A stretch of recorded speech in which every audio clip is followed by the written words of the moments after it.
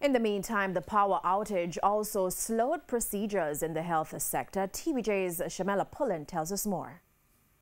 The industrial unrest at the Jamaica Public Service Company brought power outages, which caused chaos for motorists and concerns in the health sector.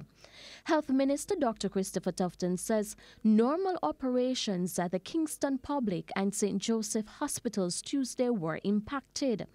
Dr. Tufton says cancer patients were affected at St. Joseph Hospital due to a failure of the backup generator. The outage seem to have created some damage or dislocation with the system. In one case, I think the generator failed to come on, and in another case, it may have affected one of the machines. So yes, it has created some disruptions to normal activity.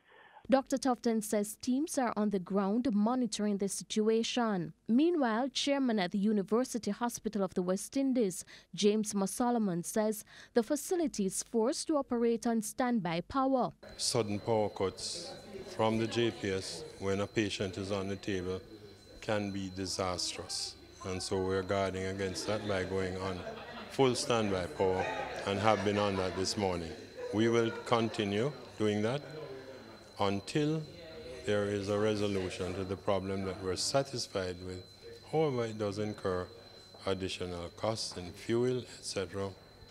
for the hospital, but our patient safety is foremost. However, Mr. Solomon says the contingency measure is temporary. We're able to run this hospital full time. We have a very large but very old generator that provides the majority of that power. We're able to run that for several days, and as long as nothing goes wrong with that, any breakdowns, that will be very easy for us to continue doing. It's not convenient, but it's not going to cause any serious problems unless we have generator breakdowns. Shamela Pullen, TVJ News.